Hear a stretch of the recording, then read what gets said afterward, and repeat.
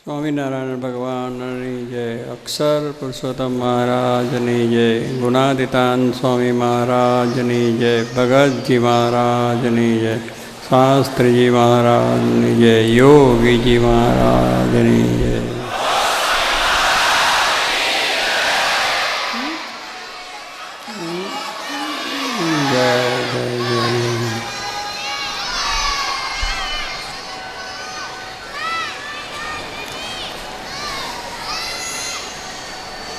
આજે આપણું ભારતનું જે જ્ઞાન છે, દરેક શાસ્ત્રોમાં જે ખાસ વાતો લખી છે એના પ્રખર વિદ્વાનો આપણી પાસે આવ્યા છે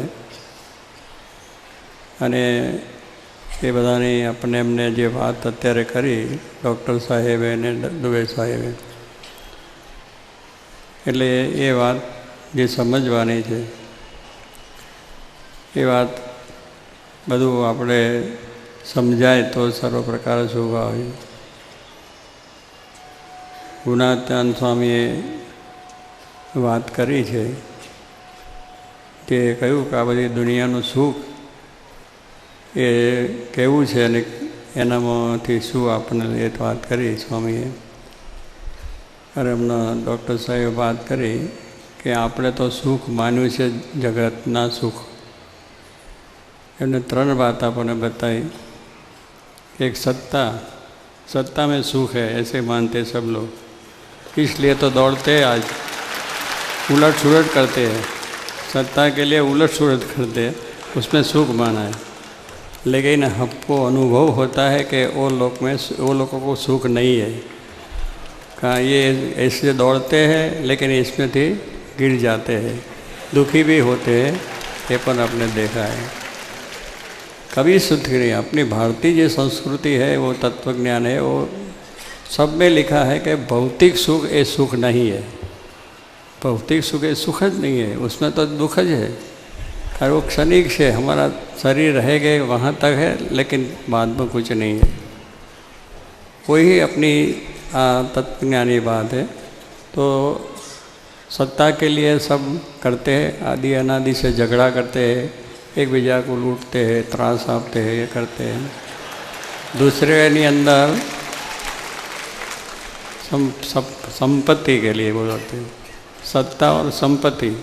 दूसरी बात संपत्ति आई, पैसा के लिए धन ले उसको पीछे दौड़ते हैं कि यहाँ से हम प्राप्त कर ले, यहाँ से कर ले.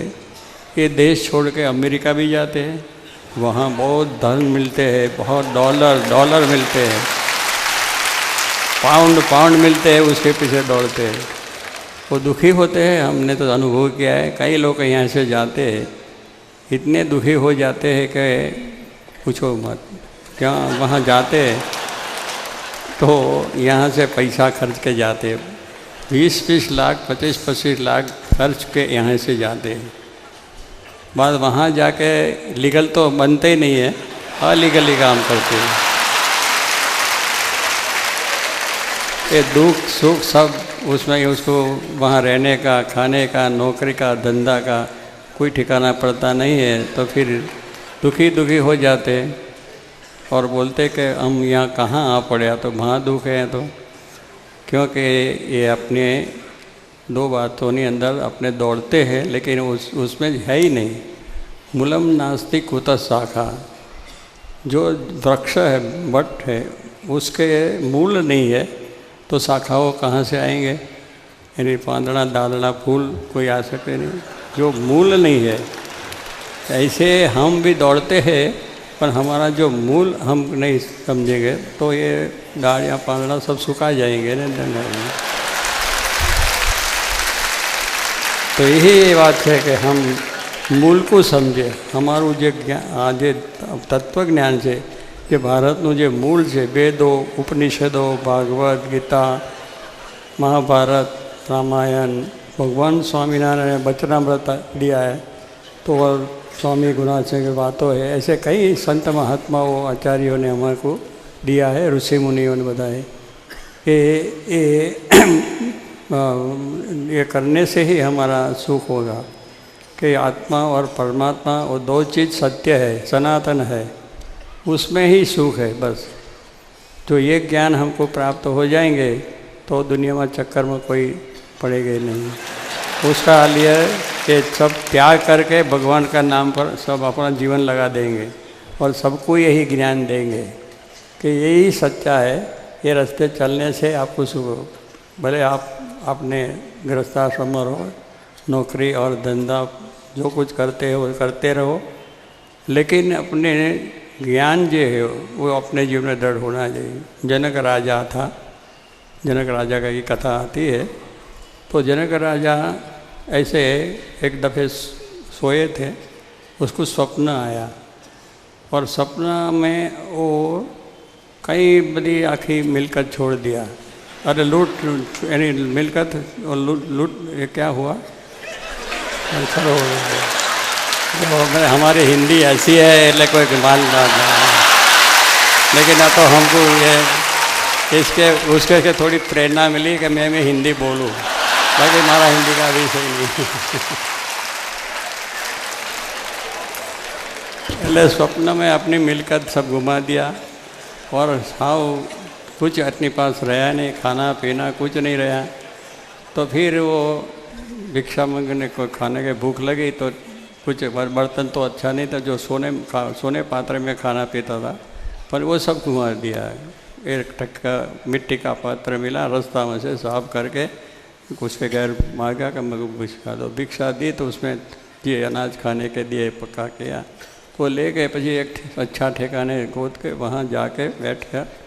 उसने विचार किया कि यहीं बेहूँ और हम भोजन कर ले। એવું ચાલશે એટલે બહુ હસવાનું।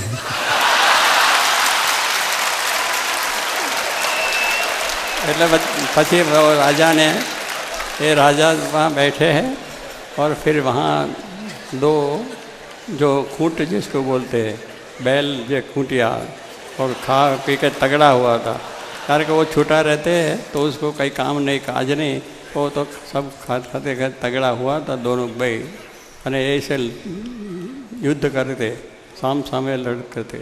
तो दौड़े आए, यहाँ आए राजा के पास। राजा उसको उठा के मार डालेंगे तो दौड़ते दौड़ गया, फिर श्वास चढ़ गया और टिकरा पड़ गया, खाना का वो चले गए। फिर ये पड़ गया, उसके साथ में निंद्रा चली गई, जागृत हो गया। तो महामहल में सोते थे, कई लोग चाकर दास दासियों सब उसके हजूर थे। फिर राजा ने विचार किया कि मैं स्वप्न में देखा यही सच्चा है कि वहाँ राजमहल में बैठा है, ये सच्चा है, बात क्या है। तो उसका प्रश्न उसको नहीं मिला। तो पंडितों को भी अपना शहर में जो विद्वान लोगों को बुलाया, उसने पूछा कि भाई हम जो ऐसा स्वप्न है ये सच्चा है कि हम ये देखा ये सच्चा है। तो कोई ऐसा वो अच्छी तरह से जवाब नहीं मिला। इस्लाम में एक अष्टावक्र ऋषि था। ये अष्टावक्र ऋषि का बधा रंग टेढ़े थे, हाथ पग पाँव सब टेढ़े थे, એટલે कद्रूपा जिसको लगे। तो उसको देखकर सबने हंस दिया, ये कौन आया है ऐसे टेढ़े जैसे वहाँ। એટલે तरत अष्टावक्र ऋषि तो महाज्ञानी था, तत्वज्ञानी था, उसको तो कोई परवाह ही नहीं है कि राजा हो कि राजा का राजा हो। कारण हमने तो जो भगवान मिला है तो हम वो सब राजा का राजा का हम मिला है। तो ये संत लोग ऐसे तो उसका पर नहीं हुआ। ये लोगों ने कहा कि आप सब लोग चमार है। ऋषि ने बल दिया कि आप सब चमार है, क्योंकि चमार का जो धंधा करते हैं ना, वो चमार ये करता है, ये तुम्हें। तो राजा भी वो हो गया कि यहाँ आके हमको चमार क्या कर दे। फिर राजा ने विचार किया कि क्या बात बोला है, नजीक पगे ला गया, पूछा कि महाराज हमको चमार क्यों कर दिया। सब जवाब मैं इसलिए चमार किया कि आपको आत्मा का परमात्मा का ज्ञान नहीं है, क्योंकि तमें मेरी चामड़ी के तरफ देखते हैं कि ये चामड़ी कैसी है, वहाँ की जो हम काला है धोला है ऐसे तुम देखते हैं। फिर आपको ज्ञान जो हो तो ऐसे आप हंसते नहीं। जैसे कोई नदी ये आती है कि एम टेढ़ी टेढ़ी हमला वहाँ घना वाँकवारी पानी पहला प्यास लगी है तो प्यास पीने के लिए वो विचार करेंगे ये नदी बहुत ऐसी ऐसी है तो हमको पानी नहीं पीना है, तो वो तर से मर जाएंगे। उससे बोला कि जो उसको पानी की ज़रूर है, नदी कैसी है ज़रूर नहीं है, पानी के साथ संबंध है, तो पानी से आप पी लेगो तो जिंदा हुआ तो सुख मिलेंगे। इसलिए तुम हमारा शरीर सामने देखते हैं, शरीर का भाव ये है એટલે से है ही है। पर जो आत्मा का ज्ञान होगा तो आत्मा को जो तुमको बोलता है तो आत्मा ये आँका चुका ऐसे टेढ़े नहीं है, आँका तो एक दिव्य है, तेजस्वी है, उससे सुख ने शांति हम पाते हैं। मत ये आप समझ लीजिए। राजा बहुत खुश हो गया।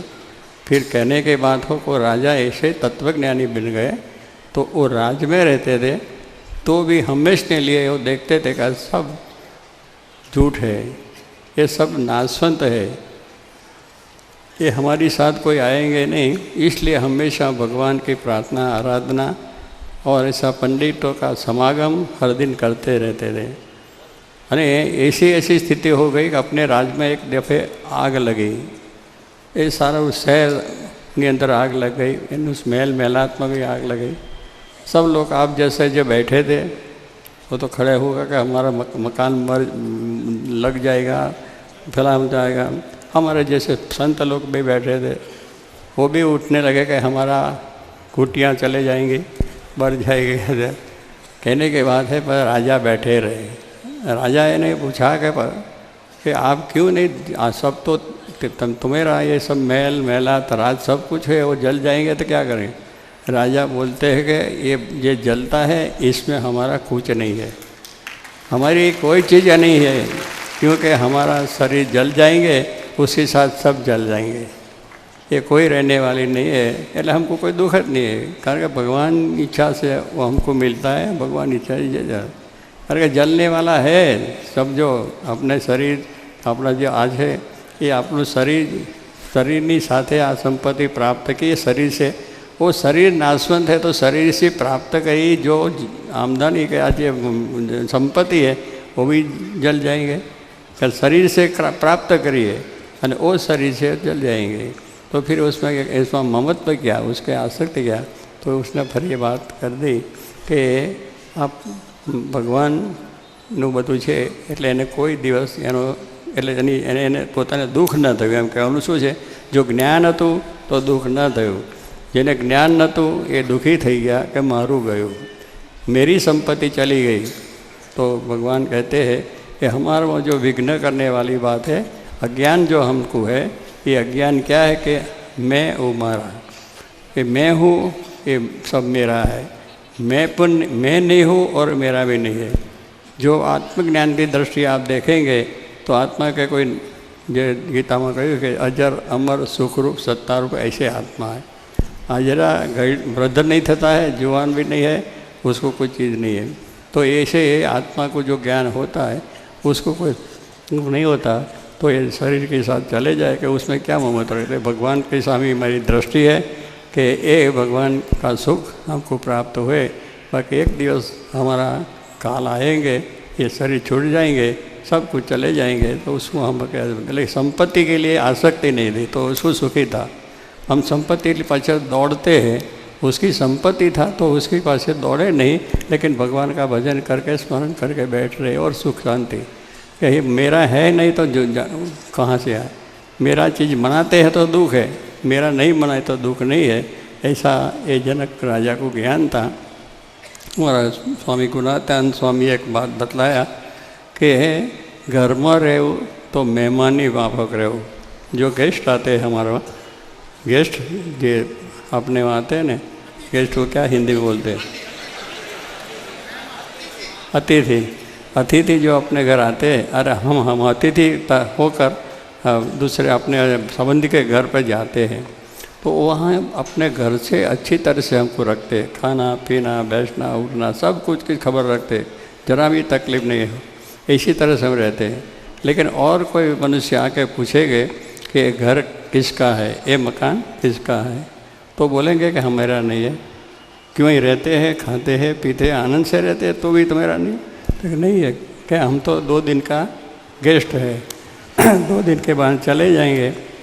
तो ગુણાત્યાનંદ સ્વામી બહુ સીધા સિમ્પલ આ દૃષ્ટાંત આપીને કહે છે કે એવી રીતે આપણું આ 50, 60, 70 વર્ષનું ઘર છે, એમાં મહેમાન છે, એમાં મહેમાન છે એટલે જવાના છે, નક્કી છે. તો એ વન સ્વામીએ આપણને આ શાંખની વાત કરીને બતાવ્યું કે જો એમ સમજાય કે મહેમાનની માફક રે ઘરની અંદર કે આજે પેલો 5 દિવસ છે એ 5, 50, 100 વર્ષ સુધી કોઈ જીરે. આજે આપણે આવ્યા હતા केका शास्त्री वो 100 वर्ष तक भी रहा था.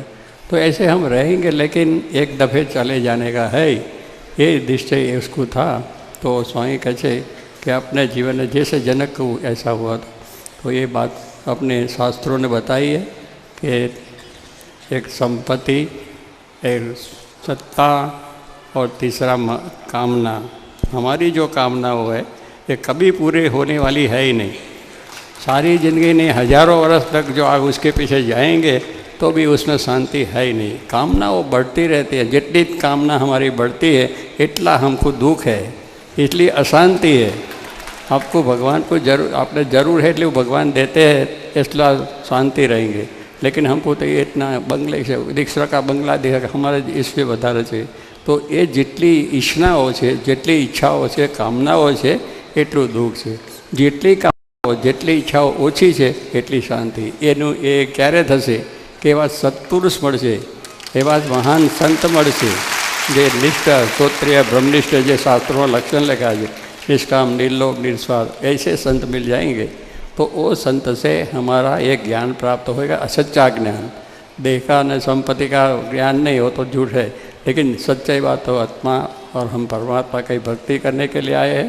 हमारा काम भी है. ऐसे जो ज्ञान हो जाएंगे तो फिर उसका ये संसार चक्कर में संकर में मुक्त हो जाएंगे. और भगवान सुख जो शाश्वत है, ये शाश्वत એટલે કાયમ કોઈ દિવસે નાશ પામતું નથી, એવું દિવ્ય ભગવાનનું સુખ, ભગવાનનું ધામ એને પામીને કાયમને માટેની મુક્તિ થશે. જેને આપણે મોક્ષ કહીએ છીએ, મુક્તિ કહીએ છીએ, એને જે પામી જાય છે પછી એને કોઈ દુઃખ નથી, કોઈ સુખ પણ નથી. એને ભગવાનના સુખનો आनंद ने आनंद है. तो ऐसा हमारा महाराज ने बताया. बड़ी चीज़ अच्छी करे बढ़ाया. तो कहने की बात है कि बात तो यही है सब शास्त्रों के बात में कि आत्मा परमात्मा का ही सुख सच्चा है. उसका ज्ञान जब हमको हो गए तो ये सब माया से हम मुक्त हो जाएंगे और भगवान का सुख पाएंगे. जय स्वामी.